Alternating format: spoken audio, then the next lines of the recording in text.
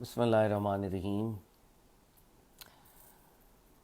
الحمدللہ رب العالمین والصلاة والسلام علی اشرف الخلائق اجمعین سید الاولین والآخرین امام المرسلین وخاتم النبیین سیدنا و مولانا و شفیعنا و حبیبنا و حبیب الہ العالمین وعلی اہل بیتہ الطیبین الطاہرین الہداۃ المہدیین وصحبہ المنتجبین۔ الصلاۃ والسلام علیک یا سیدی یا رسول اللہ وعلی آلک و صحبک یا سیدی یا حبیب اللہ۔ الصلاۃ والسلام علیک یا سیدی یا رسول اللہ وعلی آلک و صحبک یا سیدی یا حبیب اللہ۔ السلام علیکم یا سیدۃ النساء العالمین یا فاطمۃ الزہرا۔ السلام علیکم یا امیر المومنین یا علی مولا۔ السلام علیکم یا ابا محمد الحسن۔ السلام علیکم یا ابا عبداللہ الحسین۔ السلام علیکم یا شیخ جنید البغدادی۔ السلام علیکم یا شیخ علی بن عثمان حجویری۔ السلام علیکم یا شیخ عبد القادر جیلانی۔ السلام علیکم خواجہ معین الدین چشتی اجمیری۔ السلام علیکم یا حضرت سید میرا حسین زنجانی۔ خواتین و حضرات، بر صغیر میں اولیاء اللہ کے امام شیخ علی بن عثمان حجویری المعروف داتا گنج بخش رحمۃ اللہ علیہ جناب کا ایک قول ہمیشہ سے ہمارے پیش نظر رہتا ہے۔ داتا صاحب نے فرمایا تھا، سننے والے کا مقام بولنے والے سے بڑھ کر ہے، کیونکہ جو سنتا ہے وہ رب تعالیٰ کی رضا کے لیے سنتا ہے، اور جو بولتا ہے وہ کبھی رب کی رضا کے لیے بولتا ہے، بہت دفعہ اپنی ذات اور اپنے نفس ہی کو راضی کر رہا ہوتا ہے۔ ہم اللہ تعالیٰ سے دعا کرتے ہیں کہ ہمارا بولنا، میرا بولنا، ہم سب کا سننا پروردگار آپ کی رضا کے لیے ہو، ہمارے نفس کی رضا کے لیے نہ ہو، آمین یا رب العالمین۔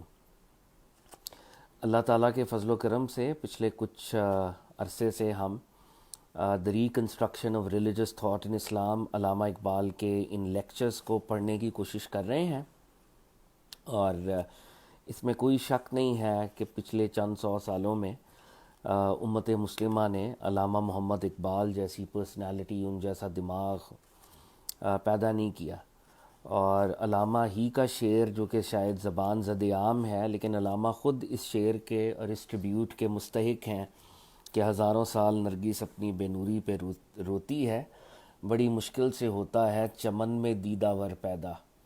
تو بہت کم ہستیاں ہیں، پرسنالٹیز ہیں جن پر مسلم امہ فخر کر سکتی ہے، اور خاص طور پہ پچھلے 100-200 سالوں میں تو بہت ہی کم ہے۔ تو علامہ Iqbal is one of them۔ تو یہ علامہ کا بہت ہی لینڈ مارک ٹیکسٹ ہے، علامہ کا فلوسافیکل کام ہے، فلوسافیکل مسٹیکل کام ہے، اور وہ کسی نے کہا تھا کہ جی علامہ صاحب نے کی ذات میں 3 چیزیں جمع ہو گئیں، ایک فلسفہ، دوسرا معرفت جو کہ تصوف سے جس کا تعلق ہے، اور تیسرا علم لدنی، وہ جو اللہ تعالیٰ کی طرف سے براہ راست علم اتارا جاتا ہے۔ تو یہ تینوں چیزیں علامہ اقبال کو حاصل ہوئیں، اور ان تینوں چیزوں کو جب اللہ نے یہ گفٹس ان کو دیے تو علامہ صاحب، اور وہ اس درجے کے پھر ایکیڈیمک، اسکالر، مسٹک ہمارے سامنے ہیں۔ ہم اس وقت علامہ کا پہلا لیکچر پڑھ رہے ہیں، نالج اینڈ ریلیجس ایکسپیرینس، اور لاسٹ ٹائم ہم پیج 8 اور پیج 9 پہ پہنچے ہیں، اور جو لاسٹ ٹائم کانورزیشن ہوئی تھی، ابھی بلکہ مجھے فیڈ بیک بھی مل رہا تھا، تو ایٹ ٹائمز میں بہت ریپیٹ اس لیے کر رہا ہوں کیونکہ مجھے خود I am trying to make sense of what علامہ صاحب از ریئلی سیئنگ۔ تو وہ میری جو ایک ریپیٹیو اسٹریک ہے، شاید تھوڑا سا بور کرے، بٹ مجھے لگ رہا ہے ذاتی طور پہ اپنے لیے میں بات کر رہا ہوں، شاید لسنرس کے لیے بھی ایٹ سم لیول، کہ ریپیٹیشن سے شاید علامہ کی تھاٹ کو ہم بہتر طور پہ گراسپ کریں۔ تو یہ ایک تھوڑی سی میری طرف سے شارٹ کمنگ کہہ لیں کہ میں ذرا ریپیٹیو ہوں، because I am also making sense of what علامہ صاحب از سیئنگ، بٹ ہم یہ کوشش کریں گے کہ تھوڑا کم اس کو دیکھیں اور نئے کانٹینٹ کو بھی ہم دیکھیں۔ کل جو بات ہوئی تھی، جہاں سے بات رکی ہوئی ہے، وہ اگر ہم اس کو دوبارہ سے دیکھ لیں کوئکلی، علامہ اقبال نے یہ آرگومنٹ ایڈوانس کیا تھا پیج نمبر 8 پہ کہ امام غزالی نے جو تھاٹ ہے اس کو فائنائٹ کا، اور انہوں نے یہ ثابت کیا کہ مسٹک کانشسنس سے خدا ملتا ہے۔ علامہ کے ہاں تھاٹ اور انٹیوشن دو ریلیٹڈ ریالٹیز ہیں، بلکہ یہ سیم ہی ہیں اصل میں علامہ کے ہاں۔ تھاٹ اور انٹیوشن، جو عقل دماغ سے پیدا ہو رہی ہے، اور جو انٹیوشن، جو الہامی کیفیت کسی صوفی پہ اس کا ورود ہوتا ہے، علامہ کے ہاں یہ ایک ریالٹی کے ہی دو ایسپیکٹس ہیں۔ تو علامہ نے کل ہمیں سمجھایا کہ یہ جو انسانی عقل ہے، کیونکہ سیریل ٹائم میں قید ہے، اس لیے فائنائٹ لگتی ہے۔ پہلی بات جو علامہ نے ہمیں سمجھائی کہ یہ عقل کیونکہ اس زمان و مکان میں قید ہے، اس لیے فائنائٹ لگتی ہے۔ یہ پہلی بات انہوں نے سمجھائی۔ دوسری بات انہوں نے یہ سمجھائی ہمیں کہ لوگ عقل کو سمجھ نہیں سکے کیونکہ وہ عقل کو سٹیٹک سمجھتے ہیں، عقل کو اموبائل سمجھتے ہیں، عقل سے پیدا ہونے والے تھاٹس کو اموبائل سمجھتے ہیں کہ یہ ان میں موومنٹ نہیں ہوتی۔ اور پھر علامہ نے ایک اور چیز ہمیں سمجھائی کل، جس پہ بات ہوئی کہ عام طور پہ جو شخص ٹرینڈ نہیں ہوتا، جو اپنے عقل کے درجے پہ ٹرینڈ نہیں ہے، تو علامہ صاحب نے کہا کہ وہ چیزوں کی جو ملٹیپلسٹی ہے، اللہ رب العزت کی جو نشانیاں ہیں، یا ذات حق کی وہ جو ڈسکلوجرز ہیں ملٹیپلسٹی کے لیول پہ، ملٹیپل لیول پر، تو ایک انٹرینڈ آدمی اپنی عقل کی مدد سے اس ملٹیپلسٹی میں وہ جو انٹرنل یونٹی ہے، وہ جو انٹرنل کوہیرنس ہے، عام شخص وہ دیکھ نہیں پاتا۔ یعنی علامہ کا جو مین آرگومنٹ تھا، اس کو اگر یوں ہم سمجھ لیں کہ رب العزت کی طرف سے نشانیاں اتر رہی ہیں، ذات حق کی طرف سے سائنز اتر رہے ہیں، ذات حق کی تجلیات ہیں، ذات حق کے ڈسکلوجرز ہیں۔ وہ ڈسکلوجرز جب اس دنیا میں ان کا ظہور ہوتا ہے تو وہ کانسیپٹس بنتے ہیں، وہ کنسیپچول سبجیکٹس بنتے ہیں، علوم و فنون بنتے ہیں، اور یہ ذات حق کا ایک پورا پروسیس ہے انفولڈنگ کا، انفولڈنگ ہو رہی ہے، اس کا ڈسکلوجر ہو رہا ہے۔ تو ذات حق کی اس دنیا میں جب تجلیات کا ظہور ہوتا ہے، جب وہ انفولڈنگ ہو رہی ہوتی ہے، تو وہ انفولڈنگ، کیونکہ یہاں پر تو سیریل ٹائم ہے، تو وہ انفولڈنگ اصل میں الٹیمیٹلی کانسیپٹس بن جاتی ہے، اور وہ ذات حق کے درجے پہ، ذات حق کے درجے پر وہ مومنٹس ہیں، کیونکہ یہ سیریل ٹائم کی دنیا ہے۔ ذات حق اپنے درجے پر تو بیونڈ ٹائم ایگزسٹ کرتی ہے، اس زمان و مکان میں اس کے ڈسکلوجرز ٹائم کے تھرو ڈسکلوز ہو رہے ہوتے ہیں۔ تو ذات حق کے ڈسکلوجرز مومنٹس ہیں، اور انسانی عقل جب ان کانسیپٹس کو سنتی ہے، ان کانسیپٹس کو کنیکٹ کرتی ہے، تو وہ اصل میں ذات حق کے سائنز اور اس ڈسکلوجرز کے ساتھ کنیکٹ کر رہی ہوتی ہے۔ تو یہ ساری بات جو علامہ نے کر کے دکھائی، اس سے علامہ نے یہ ثابت کیا کہ کیونکہ ہم زمان اور مکان کی حدود اور قیود میں بند ہیں، ہماری عقل کو بھی زمان اور مکان کی پابندیوں کا شکار ہونا پڑتا ہے، لیکن اس کے باوجود عقل کے اندر وہ طاقت ہے، کیونکہ انہیرنٹلی وہ انفینٹ ہے، لیکن یہاں پر وہ کیونکہ قید ہے، تو وہ ذات حق کے سائنز کے ساتھ کنیکٹ کرے، اور وہ جو سائنز کا کنیکشن ہے وہ انفولڈنگ آف انفینٹ ہے، جو کہ ذات کے لیے مومنٹس ہیں، رب العزت کے لیے وہ لمحے ہیں جن کو عقل جن کے ساتھ کنیکٹ کر سکتی ہے۔ اور علامہ اقبال نے پھر ایک اور بات جو ہمیں کل سمجھائی کہ عقل ذاتی طور پہ تو وہ انفینٹ ہی ہے، لیکن اس پر پابندی لگی ہوئی ہے یہ اس زمان و مکان کی، تو عقل کو ہمیں ایک بیج کی طرح سمجھنا چاہیے، جیسے بیج کے اندر with the passage of time, جو سیریل ٹائم گزرتا ہے تو بیج درخت میں تبدیل ہو جاتا ہے، تو وہ بیج کے اندر ہی اصل میں درخت ہے، لیکن نظر وہ سیریل ٹائم کے بعد جب ٹائم گزرے گا تو وہ درخت گرو کرے گا۔ تو علامہ اقبال نے یہ ہمیں سمجھایا کہ جو انسانی عقل ہے اس کو بھی ایک سیڈ سمجھنا چاہیے، کہ جیسے جیسے سیریل ٹائم گزرے گا، سیریل ٹائم آگے جائے گا, ٹائم سپین بڑھے گا تو وہ گرو کرے گا اور الٹیمیٹلی وہ انفینٹ یعنی ذات حق کے ساتھ کنیکشن میں چلا جائے گا. تو یہ بات ہم نے کل کی تھی, اور جو آخری جملہ ہم نے پڑھا تھا, ہم اسی جملے کو پڑھ کے اور آج کے جملوں سے بات کو آگے شروع کرتے ہیں. یہ پیج نمبر 9 ہے میرے پاس. تو علامہ صاحب کہہ رہے ہیں thought is therefore the whole in its dynamic self expression. تو حقیقت میں عقل سے پیدا ہونے والی تھاٹ وہ تو ایک ہول ہے, یعنی وہ تو ذات حق کا احاطہ کرنے کی صلاحیت رکھتی ہے. اصل میں حقیقت میں جو عقل کا ایسنس ہے, کیونکہ علامہ کے ہاں عقل اور عشق اور یہ انٹیوشن یہ ایک ہی ریالٹی کے ایسپیکٹس ہیں. تو علامہ کہہ رہے ہیں حقیقت میں تو یہ اس اکائی کو ذات حق کا احاطہ کر سکتی ہے عقل.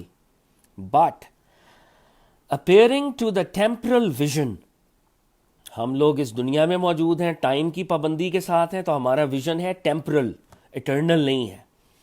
Appearing to the temporal vision is a series of definite specifications which cannot be understood except by a reciprocal reference.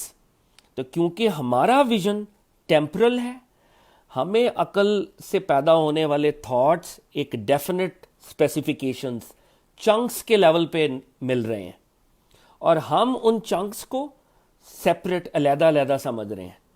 ہم ان چنکس کی وہ جو انٹرنل یونٹی ہے, یا ان چنکس کی وہ جو ایک ذات حق کے ساتھ کوہیرنس ہے, ہم اس دنیا میں کیونکہ ٹائم کے اندر قید ہیں, تو ہم ان چنکس کو یہ نہیں سمجھ پاتے کہ یہ کسی ہول کا پارٹ ہے. ہم یہ سمجھ رہے ہوتے ہیں کہ یہ چنکس یہ definite specifications on its own اپنی ایک حقیقت رکھتی ہیں. یعنی عقل سے پیدا ہونے والے خیالات حقیقت میں ذات حق کی نشانیاں ہیں, اور حقیقت میں وہ ایک ہول کا پارٹ ہے, ایک جکسا پزل ہے, اس جکسا پزل کے پارٹس ہیں. لیکن کیونکہ ہم اس دنیا میں قید ہیں, ٹیمپرل ویژن ہے ہمارا, تو ہم وہ جو جکسا پزلز کے پارٹس ہمیں انڈیویجولی مل رہے ہوتے ہیں, ہم انڈیویجولی ان کو ایک سیپریٹ آئیڈینٹی سمجھنا شروع کر دیتے ہیں. یہ پرابلم ہے اصل میں. تو علامہ صاحب کہہ رہے ہیں their meaning lies not in their self identity. خدا کی طرف سے وہ جو تھاٹ اور چنکس نیچے آ رہے ہیں, their meaning lies not in their self identity but in the larger whole of which they are the specific aspects. تو وہ جو چنکس ہیں, وہ جو خیالات ہیں, ان کی آن دیئر اون کوئی سیلف آئیڈینٹی نہیں ہے, بلکہ وہ اس لارجر ہول کا پارٹ ہے, وہ اس لارجر ہول کے ایسپیکٹس ہیں. اور کیا خوبصورت علامہ نے اس کو پھر سم اپ کیا. This larger whole is, to use a Quranic metaphor, a kind of preserved tablet. وہ جو لارجر ہول ہے, وہ جو لارجر ہول ہے جس کی تھاٹس ایسپیکٹس ہیں, قرآنک لینگویج میں وہ ایک پریزروڈ ٹیبلٹ ہے, وہ لوح محفوظ ہے. جو تھاٹس آ رہی ہیں نیچے, اصل میں وہ ڈیوائن ڈسکلوجر کی بارش ہے, اور وہ اصل میں لوح محفوظ کا پارٹ ہے, پریزرو ٹیبلٹ کا پارٹ ہے.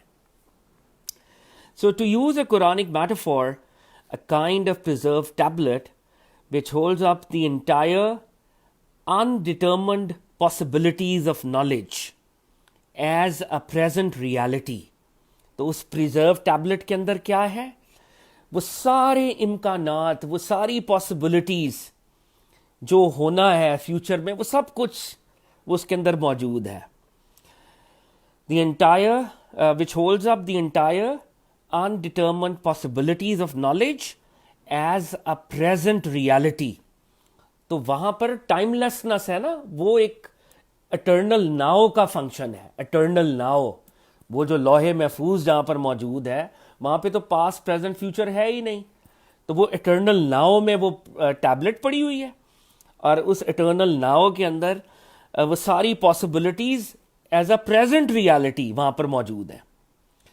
اور پھر ہو کیا رہا ہے, واٹس دا پروسیس؟ تو علامہ صاحب کہہ رہے ہیں revealing it self in serial time as a succession of finite concepts.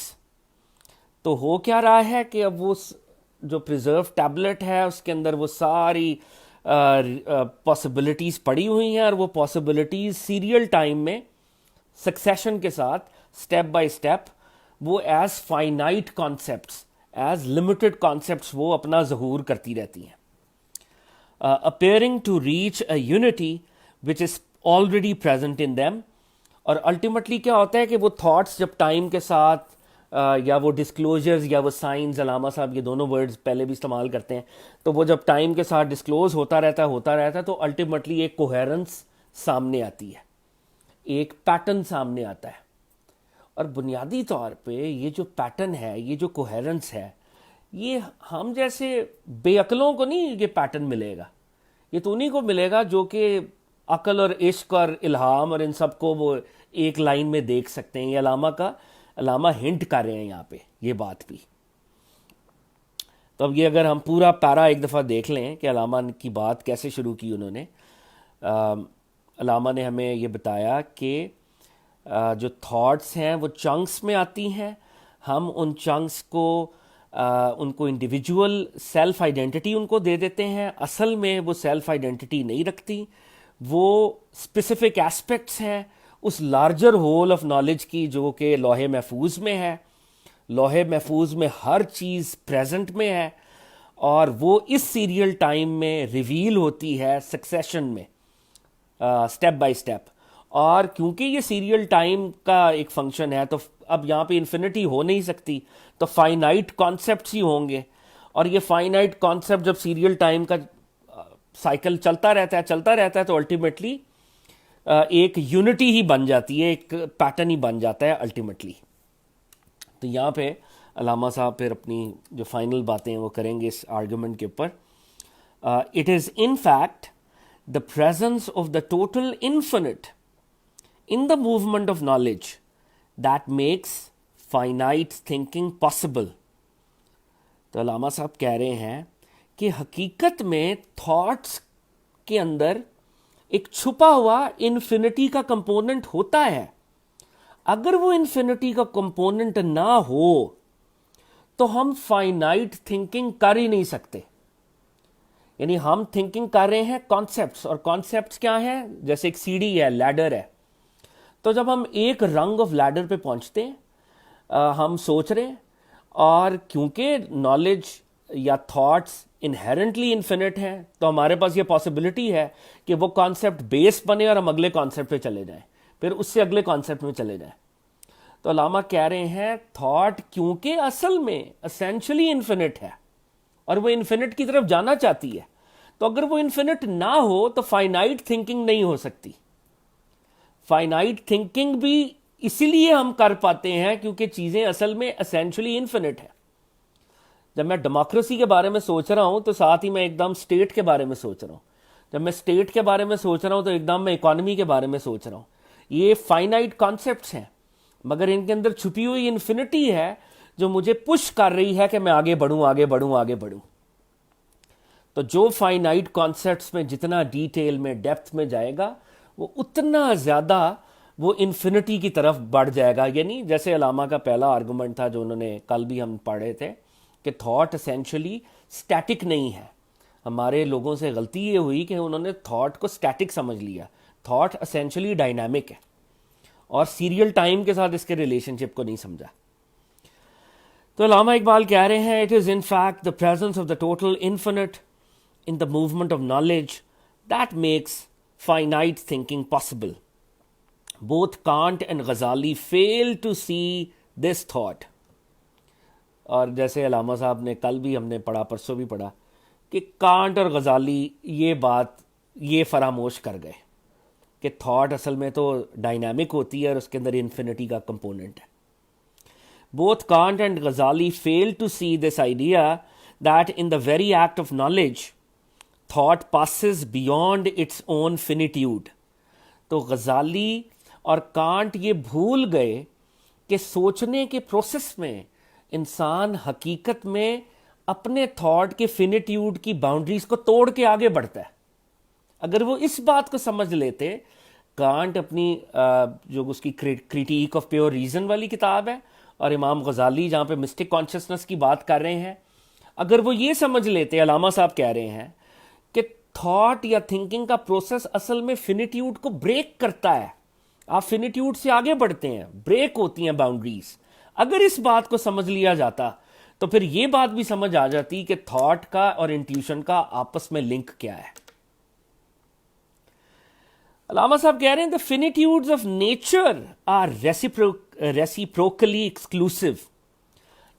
اس دنیا کے اندر عام طور پہ جو فینیٹیوڈز ہوتے ہیں وہ تو ریسیپروکلی ایکسکلوسیو، یعنی ایک ٹرم استعمال کریں، اس کا مطلب صرف یہ ہے کہ جیسے یہ پین ہے تو اگر یہ فائنائٹ ہے تو یہ پین تو پین ہی رہے گا نا، اس پین کو میں کیا کر لوں گا، یہ پین پین رہے گا۔ لیکن تھاٹ کے ساتھ ایسا معاملہ نہیں ہے۔ تھاٹ، اگر میں قلم کو سوچ رہا ہوں، قلم کا آئیڈیا فینیٹیوڈ کو بریک کر کے آگے نکل جائے گا، لیکن اس کائنات میں جو چیزیں ہیں، مطلب کوئی بھی اشیاء کہہ لیں، بلکہ دیٹس اے بیٹر ورڈ، جو یہاں پر اشیاء ہیں وہ تو فینیٹیوڈ میں رہتی ہیں، گاڑی گاڑی رہے گی، قلم قلم رہے گا، وائٹ بورڈ رہے گا۔ صرف ایک چیز ہے تھاٹ کا پروسیس جو فینیٹیوڈ کو بریک کر کے انفینٹی کے ساتھ کنیکٹ کرنے کی صلاحیت رکھتا ہے۔ تو علامہ اقبال نے اس آئیڈیا کو اس جملے میں بیان کیا، The finitudes of nature are reciprocally exclusive۔ اس دنیا میں جو اشیاء ہیں of course وہ ایکسکلوسیو ہیں، ایک چیز ایک ہی ہوتی ہے، فینیٹی رہتی ہے وہ۔ Not so the finitudes of thought۔ لیکن تھاٹ کی جو باؤنڈریز ہیں وہ تو ایسی نہیں ہوتی۔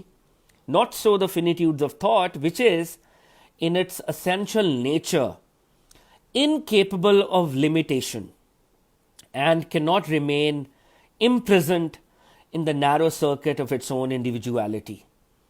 تو علامہ صاحب کہہ رہے ہیں لیکن تھاٹ وہ واحد اکائی ہے جو اپنے فینیٹیوڈ کو بریک کر کے آگے بڑھتی ہے۔ تھاٹ فینٹ یا فائنائٹ رہ ہی نہیں سکتی، وہ اپنے نیرو سرکٹ کو ہمیشہ بریک کرتی ہے، اپنی انڈیویجویلٹی سے آگے بڑھتی ہے۔ In the wide world beyond itself, nothing is alien to it۔ تو جو تھاٹ کی دنیا ہے، امیجینیشن، تخیل، جو بھی اس کا نام لے لیں، nothing is alien to it، کچھ بھی فارن نہیں ہے یہاں پہ۔ It is in its progressive participation in the life of the apparently alien that thought demolishes the walls of its finitude and enjoys its potential infinitude۔ جملہ لمبا ہو گیا مگر بہت خوبصورت، علامہ صاحب کی انگریزی کے اندر بھی وہ پوئٹک بریلینس نظر آ رہی ہے اس جملے میں۔ علامہ صاحب کہہ رہے ہیں it is in its progressive participation in the life of the apparently alien۔ Thought participate کر رہی ہے، پروگریسولی پارٹیسپیٹ کر رہی ہے، کس میں؟ اپنے سے غیر چیزوں میں، غیر اشیاء کے بارے میں جو اس سے فارن ہے، ایلین ہے، جو غیریت کا تعلق رکھتی ہیں۔ تھاٹ ادھر جا کے پارٹیسپیٹ کرتی ہے، یعنی غیر کی فیلڈ پہ جاتی ہے، اور کرتی کیا ہے؟ Thought is able to demolish the walls of its own finitude. غیر کی گراؤنڈ پہ جا کے اپنی باؤنڈریز کو بریک کر دیتی ہے عقل۔ انگریزی کا جملہ بہت زیادہ خوبصورت ہے۔ It is in its progressive participation in the life of the apparently alien، جو چیزیں بظاہر اس کو غیر لگ رہی ہوتی ہیں، عقل اس گراؤنڈ پہ جاتی ہے، تھاٹ اس گراؤنڈ پہ جاتی ہے، اور کیا کرتی ہے؟ Thought demolishes the walls of its finitude، اپنے فینیٹیوڈ کی سرحدوں کو، دیواروں کو تاراج کر دیتی ہے۔ and enjoys its potential infinitude، اور یوں تھاٹ انجوائے کرتی ہے، فکر، عقل انجوائے کرتی ہے جو اس کے اندر چھپا ہوا انفینیٹیوڈ ہے، وہ جو ہڈن اس کے اندر لامحدودیت ہے۔ its movement becomes possible only because of the implicit presence in its finite individuality of the infinite. تو تھاٹ موو کرتی ہی کیسے ہے؟ عقل کے اندر یہ موومنٹ آئی کیسے ہے؟ عقل کے اندر یہ موومنٹ آئی ہی اس لیے ہے کہ عقل کے اندر وہ چھپا ہوا انفینٹ کا کمپوننٹ ہے جو اس کو پش کرتا ہے اپنے فینیٹیوڈ سے آگے جانے کے لیے. Its movement becomes possible only because of the implicit presence, ایک چھپی ہوئی پریزنس ہے in its finite individuality of the infinite.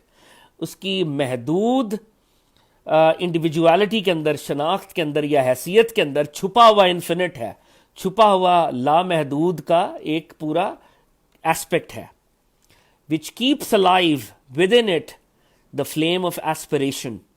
اور اس کے اندر وہ ایسپریشن کا فلیم جو ہے، کیا خوبصورت جملہ ہے، which keeps alive within it the flame of aspiration and sustains it in its endless pursuit. تو وہ جو پوٹینشل ہے اس کے اندر، عقل کے اندر، جو کہ انفینٹ ہے، وہ اس کے اندر ایسپریشن کا، ایک مقصدیت کا، آگے بڑھنے کا وہ جو جذبہ ہے اس کو برقرار رکھتی ہے. اور عقل کا جو پرسوٹ ہے وہ اینڈ لیس ہے، تو عقل اپنے اینڈ لیس پرسوٹ کی طرف آگے بڑھتی ہے. تو علامہ صاحب اب فائنل اپنا آرگومنٹ دے رہے ہیں. یہاں پہ انہوں نے امام غزالی سے بھی اختلاف کیا ہے ایک لیول پہ، اور ایمانوئل کانٹ سے بھی اختلاف کیا ہے اپنے لیول کے اوپر.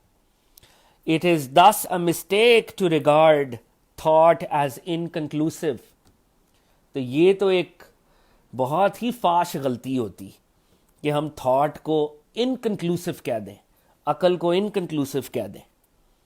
For it too, in its own way, is the greeting of the finite with the infinite. کیا خوبصورت poetic expression. تو علامہ کہہ رہے ہیں یہ تو بہت بڑی غلطی ہوتی کہ ہم تھاٹ کو بے نتیجہ یا انکنکلوسو کہہ دیتے، غیر مفید کہہ دیتے، بیکاز تھاٹ خود ایک گریٹنگ ہے فائنائٹ کی طرف سے انفینٹی کی جانب. اب اس کا کیا بندہ ترجمہ کرے، اتنا خوبصورت پوئٹک ایکسپریشن ہے علامہ صاحب دے رہے ہیں. بٹ بات جو ہے ہمیں کچھ اب سمجھ آ رہی ہے. علامہ صاحب نے کیا ہے ہمارے ساتھ. یہاں پہ ہمیں 2-4 منٹ کا آئی تھنک کانٹمپلیٹو پاز کرنا چاہیے، کیونکہ علامہ نے بہت بڑی باتیں اور بہت بڑی گتھیاں سلجھائی ہیں. ہمارے صوفیاء کے ہاں بظاہر ایٹ ٹائمز یوں لگتا ہے کہ عقل کی نگیشن ہے. جب دماغ کی عقل کو ہم الہام کے خلاف اپوزیشن میں کھڑا کریں گے تو آف کورس عقل کی نگیشن ہوگی. ایک طرف الہام ہے، ایک طرف وحی ہے، ایک طرف اسکرپچر ہے، اور آپ نے اس کے مقابل عقل کو رکھ دیا ہے. تو اب یہ آپ نے پولز بنا لیے ہیں. جب آپ نے پولز بنائے ہیں تو پھر یقینی طور پہ عقل کی نگیشن ہوگی، کرنی پڑے گی وہ، اور وہ کی جاتی ہے. لیکن جب آپ کا لینز ہو توحید کا، یا جو علامہ صاحب کا لینز ہے، دا لینز آف سنگولیرٹی، اور یہی لینز جناب داتا صاحب کا بھی تھا، حضرت علی حجویری کا بھی تھا. انہوں نے بھی یہی کہا تھا نا، روح کی پراپرٹی ہے عقل. وہاں پر انہوں نے گفتگو کی تھی روح کے چیپٹر میں. تو جب ہم چیزوں کو ان کے ایسنس میں دیکھیں گے تو پھر ہمیں یہ سمجھ آئے گا، جیسے علامہ صاحب نے ہمیں سمجھایا ہے کہ حقیقت ایک ہے. اس حقیقت کا ایک ایسپیکٹ جب زمان و مکان کی قید سے چھوٹ جاتا ہے تو اس کو ہم مسٹک کانشسنس علامہ کی زبان میں کہہ دیتے ہیں، اسپرچول ایکسپیرینس کہہ دیتے ہیں، کوئی قلبی واردات کہہ دیتے ہیں. جب ہم زمان و مکان کی باؤنڈری کو ٹرانسینڈ کرتے ہیں تو وہی چیز قلبی واردات یا مسٹک کانشسنس بنتی ہے. اور وہی شے جب اس کائنات کی زمان اور مکان کی قیود کے اندر ہے تو اب وہ عقل کے لیول پر آپریٹ کر رہی ہے. تو عقل آن اٹس اون مسئلہ نہیں ہے، یہ علامہ کا مین آرگومنٹ ہے. علامہ صاحب اصل میں جس عقل کے ورژن کو ریجیکٹ کر رہے ہیں وہ گریک فلسافیکل ہیریٹیج سے آیا ہے. علامہ کو وہاں سے مسئلہ ہے. عقل سے بذات خود علامہ کو کوئی مسئلہ نہیں ہے، یا اسلام کو کوئی مسئلہ نہیں ہے. سینس پرسیپشن سے بھی علامہ کو کوئی مسئلہ نہیں ہے، نہ اسلام کو مسئلہ ہے.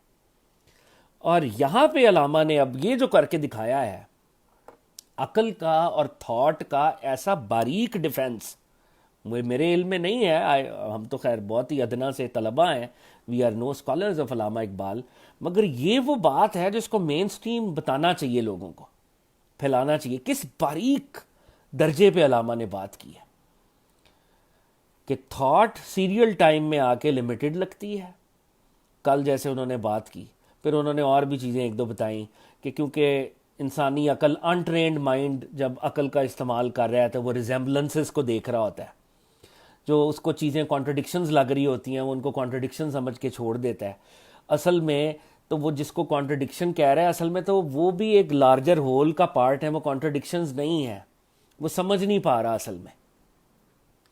تو آج علامہ نے بات کو بالکل کھول کے رکھ دیا ہے کہ ذات حق کے ڈسکلوجر اور سائنز اس کائنات میں جب ہوتے ہیں تو وہ کنسیپچول ہوتے ہیں، اور جیسے سیڈز کے اندر چھپا ہوا ٹری ہے، جیسے علامہ نے کل کہا تھا کہ seed carries within itself the organic unity of the tree as a present fact.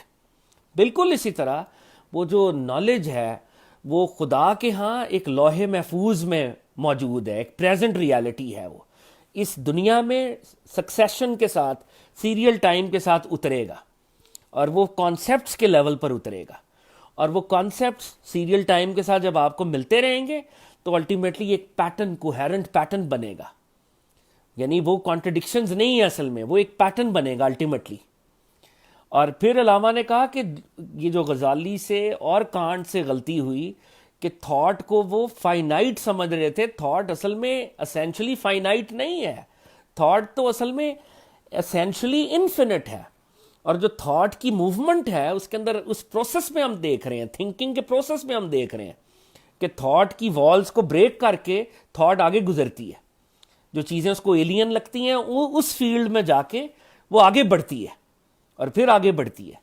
تو علامہ بتانا یہ چاہ رہے ہیں، جو تین چار سیشنز پہلے ہم نے بات کی، کہ مسٹک کانشسنس سے ہم اس ذات حق کو، ڈیوائن ریالٹی کو ایک ٹائملیس انداز میں آبزرو کرتے ہیں، اور عقل کی مدد سے اسی ریالٹی کا ٹیمپرل ویژن ہمیں ملتا ہے.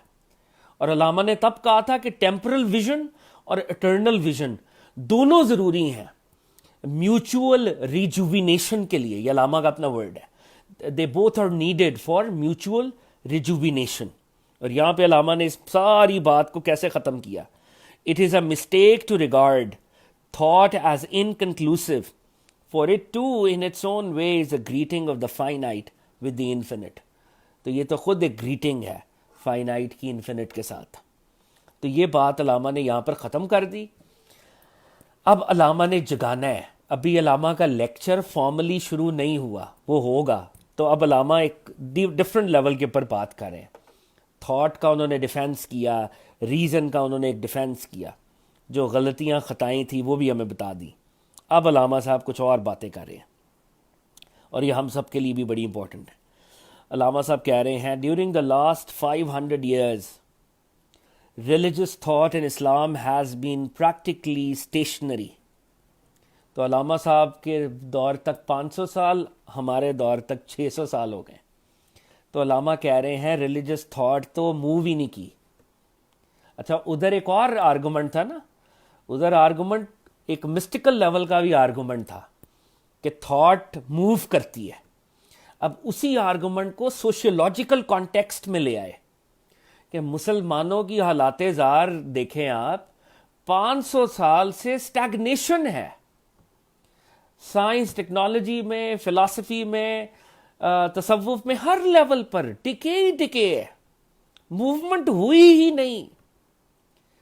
وہ ریشنالٹی اور وہ تھاٹ جو اپنے اندر اسینشلی انفینٹی رکھتی ہے، 500 سال سے مسلم دنیا میں، مسلمانوں کے ممالک میں کوئی ٹگے کا کام نہیں ہو رہا.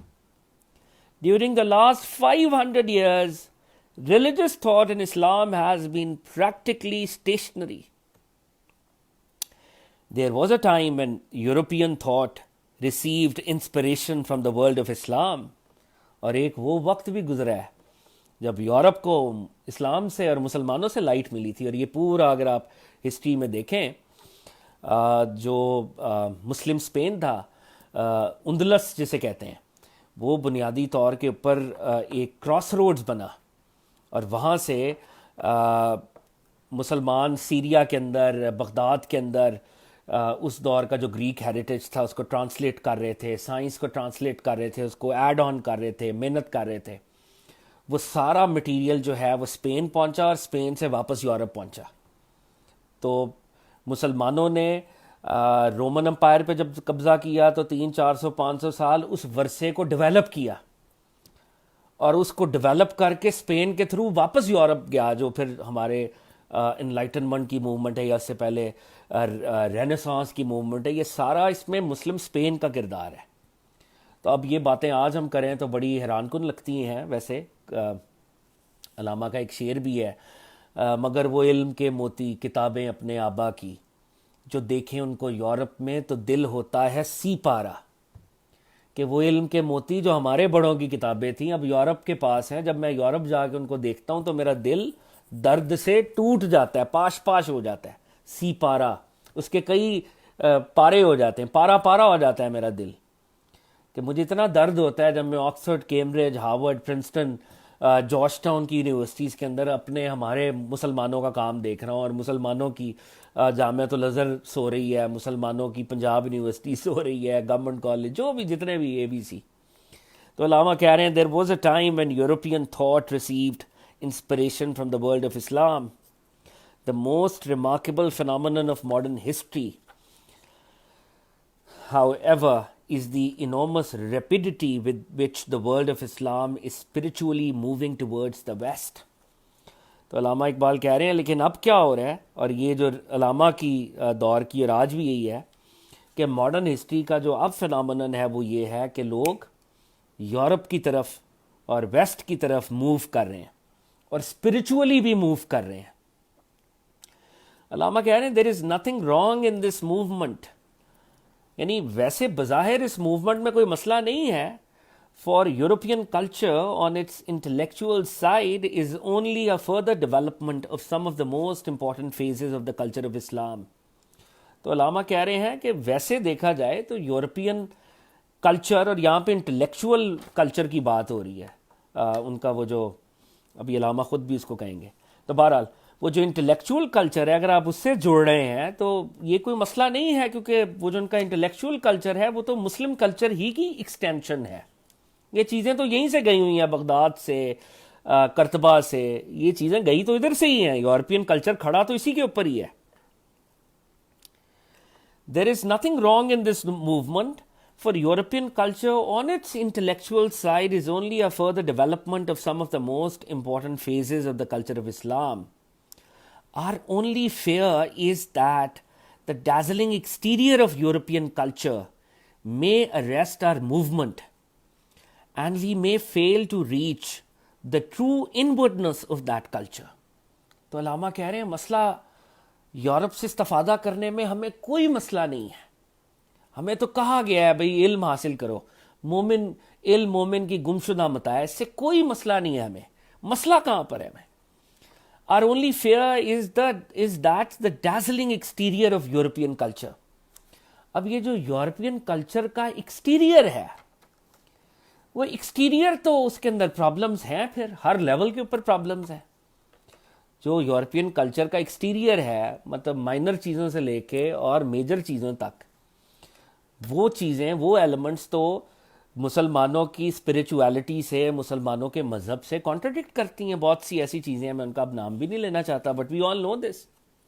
تو علامہ کہہ رہے ہیں مجھے خوف یہ ہے کہ یورپ کے باطن میں گھسنے کی بجائے یورپ کے ظاہر میں مسلمان اتنا گھس جائیں گے کہ کہیں وہ یورپ کا باطن کو فراموش کر دیں گے. یعنی باطن میں تو نالج ہے، لینا تو نالج ہے، لیکن ہم کیا لے رہے ہیں؟ ہم ظاہر پک کر رہے ہیں، ظاہر کی چیزیں ان سے پک کر رہے ہیں، جو بہت سی ہیں جو کہ مذہب کے انسٹیٹیوشن سے، ایون رومن کیتھولکس کے انسٹیٹیوشن سے بھی وہ ٹکراتی ہوں گی. وہ جو ہمارا آرتھوڈاکس جوئش فیتھ ہے اس سے بھی یورپ کی وہ چیزیں ٹکراتی ہوں گی، اور مسلمانوں کے فیتھ سے بھی ٹکراتی ہیں وہ چیزیں.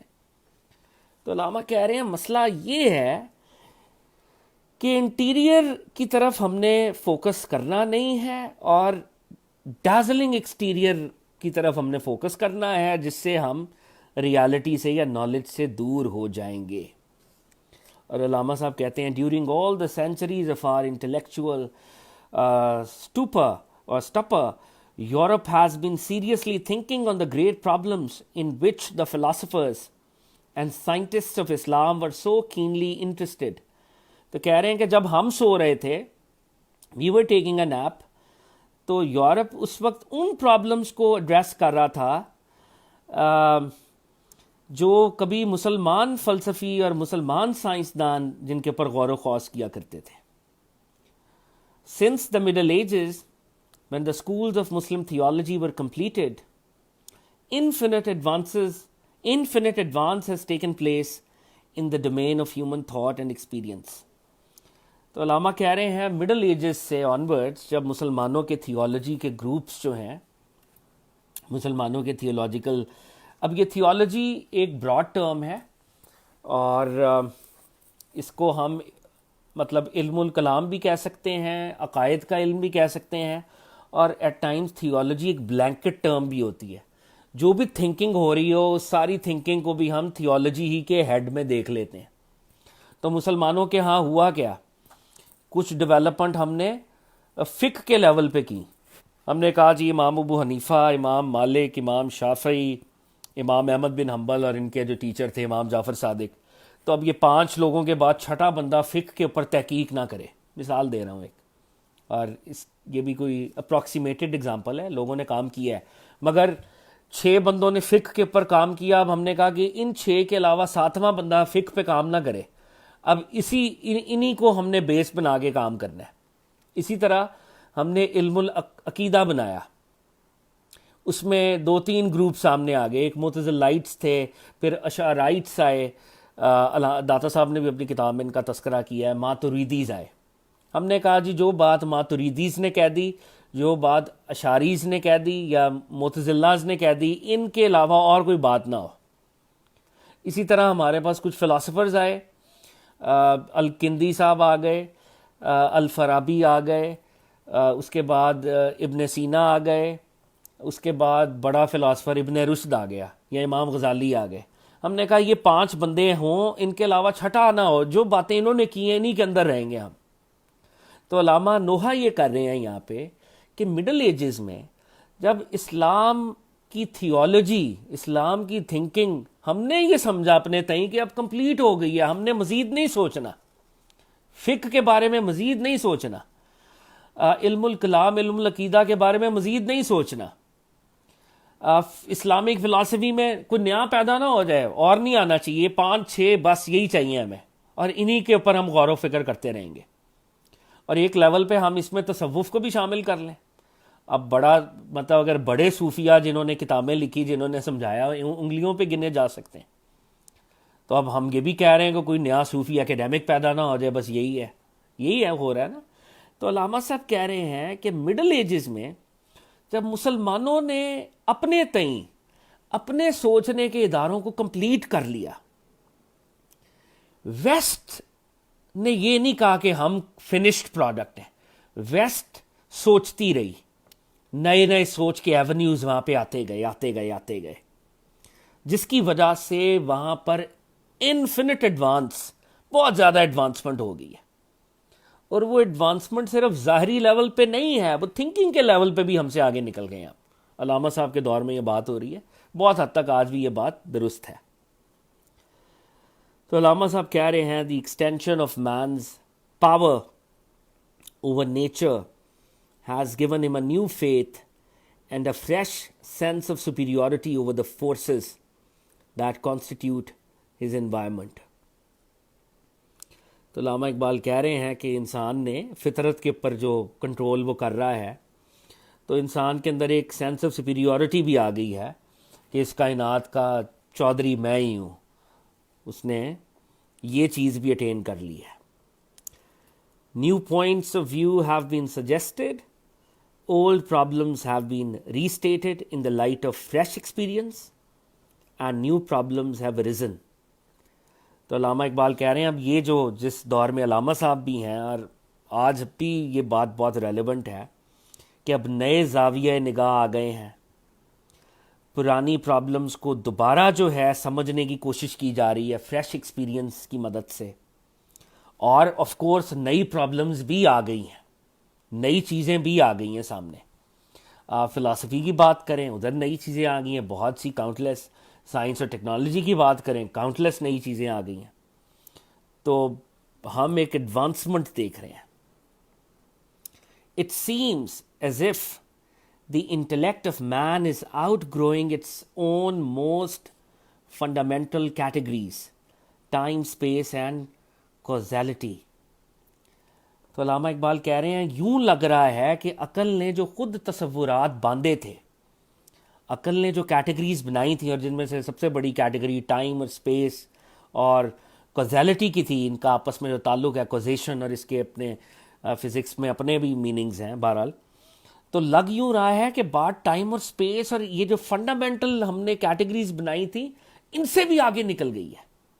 اور علامہ بالکل ٹھیک کہہ رہے ہیں. بالکل علامہ کے دور میں ہی آئنسٹائن آ چکا تھا، E=mc²، اور وہ ساری چیزیں. تو نیوٹونین فزکس کا تو بیڑا ہی غرق ہو گیا نا، جس پہ فزکس کھڑی تھی پہلے، جو مٹیریلزم کے اوپر، وہ مٹیریلزم تو نکل گیا.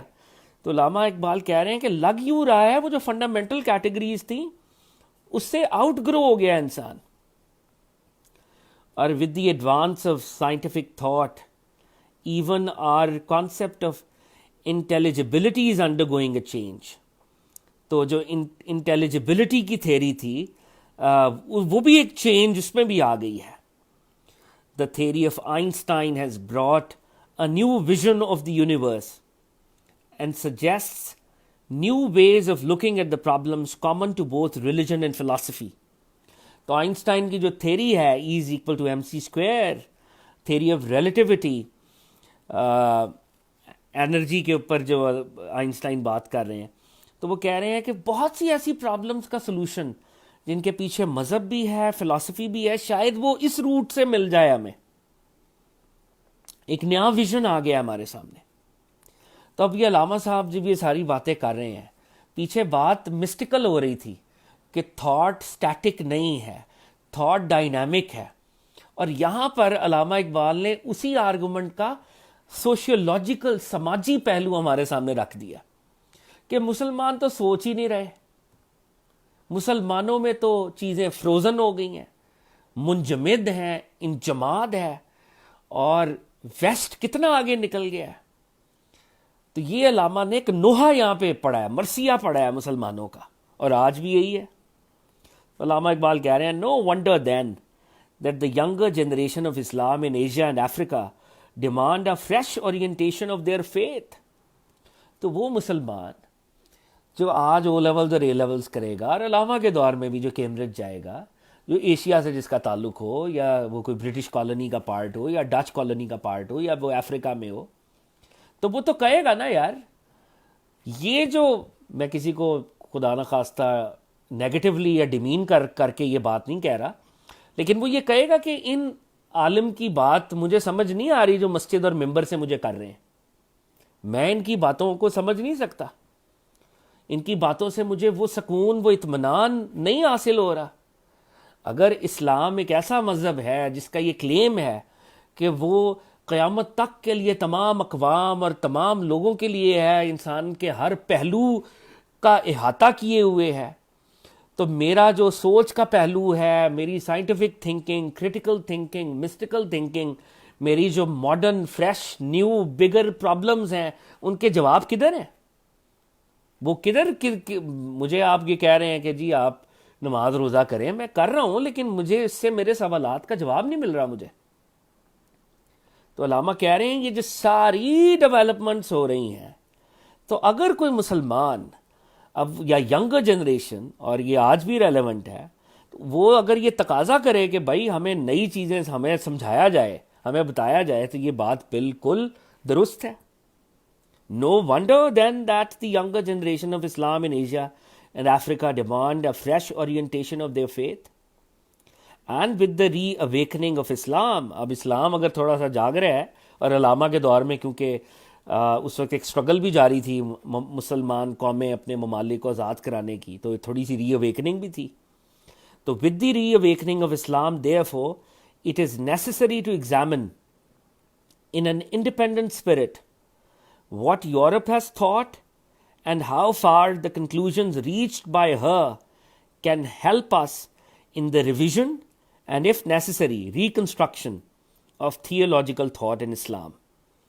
تو علامہ کہہ رہے ہیں کہ دیکھیں اگر تھوڑی سی ری اویکننگ ہوئی ہے، امہ اگر جاگی ہے، تو اب ہمیں ڈسپیشنیٹلی، ڈس انٹرسٹڈ لیول کے اوپر، نیوٹرلی یورپ نے جو ایڈوانسمنٹ کی ہے انٹلیکچولی ہر لیول کے اوپر، اس کو ہم پرکھیں گے اور اس کے کنکلوژنس کو انڈیپینڈنٹلی، یہ نہیں کہیں گے کہ وہ یہ جی یہ دارالکفر کی باتیں، نہیں، ایسے نہیں، انڈیپینڈنٹلی ان کو پرکھیں گے، اور جو کام کی چیزیں ہوں گی اپنے آپ کو بھی ریوائز اور کہیں پر ریکنسٹرکٹ کرنے کی کوشش کریں گے. اور علامہ کا ایک پورا اسی کے اندر ایک لیکچر ہے آن اجتہاد، دا پرنسپل آف موومنٹ ان اسلام، کیونکہ اجتہاد کے دروازے تو ہم نے بند کر دیے ہوئے تھے، تو علامہ نے پورا ایک لیکچر اس پہ دیا، آگے جا کے وہ ایک بات کریں گے وہاں پہ جب ہم انشاءاللہ کبھی پڑھیں گے. تو علامہ کہہ رہے ہیں کہ ان بند دروازوں کو کھولنا ہوگا، چیزوں کو ریکنسٹرکٹ کرنا پڑے گا، چیزوں کو ریوائز کرنا پڑے گا، اور یہ ریویژن اور ریکنسٹرکشن در حقیقت اسلام ہی کا پرنسپل ہے، یہ کوئی غیر اسلامی بات نہیں ہے. اور اس دور کے علماء جو ہیں وہ بڑا ناراض ہوئے تھے علامہ کی اس بات پہ، بائی دی وے. تو علامہ کہہ رہے ہیں with the reawakening of Islam therefore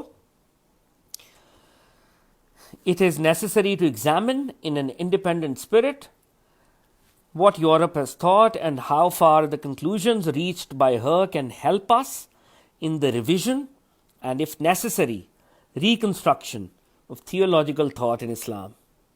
Besides this, it is not possible to ignore the generally anti-religious and especially anti-Islamic propaganda in Central Asia. تو علامہ کے دور میں سینٹرل ایشیا، یہ جو رشیا تھا، یہ تو گڑھ تھا نا کمیونزم اور سوشلزم، اور یہ سوشلزم انہیرنٹلی اس وقت مذہب کے خلاف کھڑا ہوا تھا. تو علامہ کہہ رہے ہیں میں یورپ کی باتوں کو بھی انڈیپینڈنٹلی دیکھوں گا، ان کی لائٹ میں اگر کوئی اچھی بات ملے گی تو ہم we are ready to revise and reconstruct. اور اس کے ساتھ ساتھ جو اینٹی ریلیجس پراپیگنڈا ہے، جو کہ انفاؤنڈیڈ ہے، ال فاؤنڈیڈ ہے، میں مذہب کا دفاع بھی کروں گا. ایسا نہیں ہے کہ ہم اس پراپیگنڈا کو بلائنڈلی بائی کر لیں گے کہ نعوذ باللہ مذہب کا کوئی رول ہی نہیں ہے، ایسا نہیں ہوگا. تو it is not possible to ignore the generally anti-religious and especially anti-Islamic propaganda in Central Asia, which has already crossed the Indian frontier. تو علامہ کہہ رہے ہیں کہ یہ جو اینٹی ریلیجس پراپیگنڈا، اور آج بھی ایسا ہی ہے، برے صغیر کی سرحدوں کے اندر آ چکا ہے. کچھ لوگ جو ہیں وہ آج بھی مذہب کے خلاف ہی ہیں، اور ان کو کیونکہ سمجھایا نہیں گیا probably.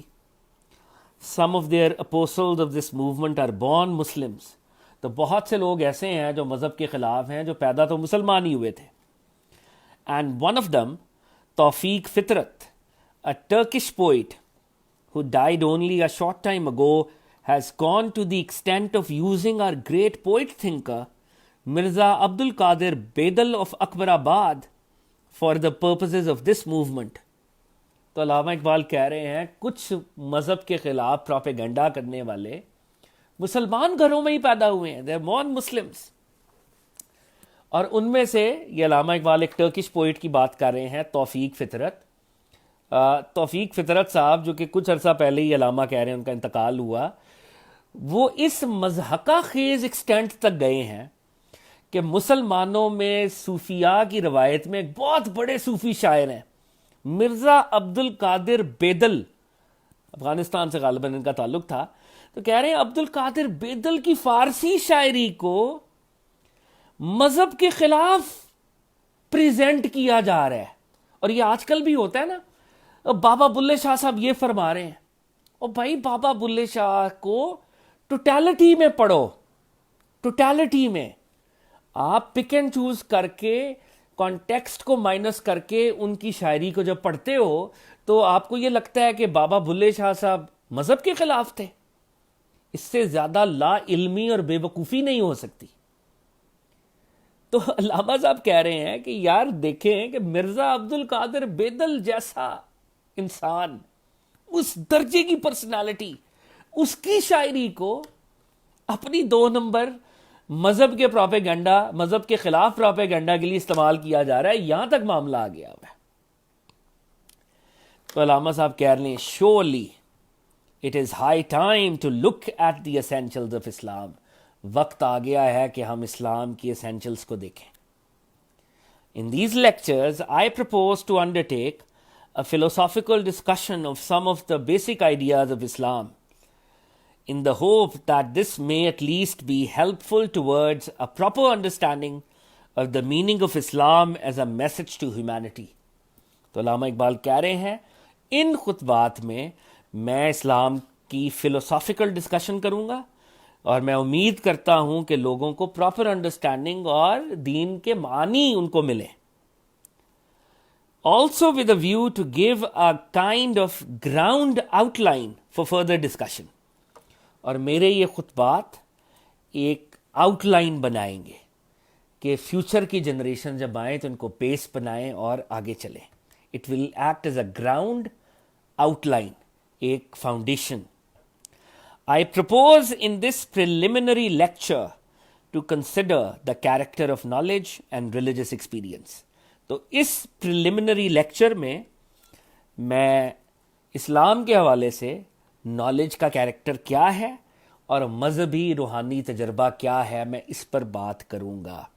تو اصل میں اب لیکچر باضابطہ طور پہ شروع ہوگا۔ جو پہلے علامہ نے ہمارے ساتھ ہمیں بتایا ہے وہ ہمارے بیسکس انہوں نے ٹھیک کرنے کی کوشش کی ہے۔ جو ہم عقل، سینس پرسیپشن، حواس، شعور اور مذہب، الہام، ان کو جو ہم اپوزٹ سمجھ رہے تھے، علامہ اقبال نے پرابلم بھی بتائی، اس پرابلم کا سلوشن بھی بتایا، اور اب جنرل ڈسکشن کی کہ اسلام کے خلاف پروپیگنڈا بھی ہو رہا ہے، ینگر جنریشن وہ تو واقعی چاہ رہی ہے کہ اس کو بتایا جائے، توفیق فطرت جیسے لوگ بھی پیدا ہو گئے ہیں جو صوفیوں کے کلام کو ہی اسلام کے خلاف استعمال کر رہے ہوتے ہیں۔ تو یہ سارا انہوں نے بتا دیا ہے، اور وہ کہہ رہے ہیں کہ میں ایک اب لیکچر کی سیریز دینے لگا ہوں جو فیوچر جنریشن کے لیے بھی کام آئیں گی۔ تو پہلا لیکچر ہے نالج اینڈ ریلیجس ایکسپیرینس۔ یہاں سے علامہ اب باضابطہ طور پہ جو ٹائٹل آف دا لیکچر ہے اس پہ بات کو شروع کریں گے۔ تو میرا خیال ہے دس از اے گڈ ٹائم، یہاں پہ ہم تھوڑا پاز کر سکتے ہیں، اگر کوئی کویشچن یا کامنٹ ہے تو آپ لوگ کر سکتے ہیں جو میرے ساتھ یہاں پہ بھی ہیں۔ میرا خیال ہے ایز سچ کوئی کویشچن اور کامنٹ نہیں ہے۔ انشاءاللہ ہم نیکسٹ ویک میں یہیں سے بات کو آگے لے کے چلیں گے انشاءاللہ۔ علامہ کا ایک شعر، دو تین اشعار ذہن میں آ رہے ہیں۔ ایک بڑا ہی خوبصورت چھوٹا سا شعر ہے، علامہ صاحب کہتے ہیں سمجھتا ہے تو راز ہے زندگی، فقط ذوق پرواز ہے زندگی۔ اور ایک جگہ علامہ صاحب کہتے ہیں شاہیں کبھی پرواز سے تھک کر نہیں گرتا، شاہیں کبھی پرواز سے تھک کر نہیں گرتا، پردم ہے اگر تو نہیں خطرہ افتاد۔ تو کوئی کسی ایسے برڈ کو جو ہائٹس کے اوپر ٹریول کر رہا ہو یا فلائی کر رہا ہو، اس کو کبھی دیکھا ہے کہ وہ تھک کر گرے؟ وہ تھک کر نہیں گرتا کبھی بھی۔ تو اگر تمہارے اندر جذبہ ہو، تمہارے اندر جوش ہو، تو جتنے مرضی خطرات آ جائیں، مصیبتیں آ جائیں، تم تھک کر نہیں گرو گے۔ یہ نہیں ہوگا کہ تمہاری بایولوجی تمہیں ڈیزرٹ کر دے، ہمیشہ تمہارے ایموشنز تمہیں ڈیزرٹ کریں گے۔ جس کے اندر جذبہ نہیں ہے وہ اونچا نہیں اڑے گا، اگر جذبہ ہو تو یہ باڈی اور یہ ایگزسٹنس تمہارا ساتھ دے گی۔ اگر تم پردم ہو اگر پردم ہے اگر تو نہیں خطرہ افتاد۔ اگر جذبہ ہے تو پھر سامنے جتنے مرضی مصیبتیں افتاد آ جائے تم اونچا ہی اڑو گے۔ شاہیں کبھی پرواز سے تھک کر نہیں گرتا، پردم ہے اگر تو نہیں خطرہ افتاد۔ تو آج کی کنورسیشن کو ہم یہ روکتے ہیں۔ اللہ تعالیٰ علامہ صاحب کے درجات کو بلند کرے، ان کی جو کاوش ہے اس کو قبول کرے، اور ہمیں علامہ صاحب کے نقش قدم پر چلائے اور ہم علامہ صاحب کی اس مشعل کو آگے لے کے چلیں اور اس سے نئے چراغ انشاءاللہ امہ کی سربلندی کے لیے روشن ہوں. آمین یا رب العالمین. تو انشاءاللہ نیکسٹ ویک میں ہم یہ سیشن کے ساتھ دوبارہ آئیں گے. السلام علیکم.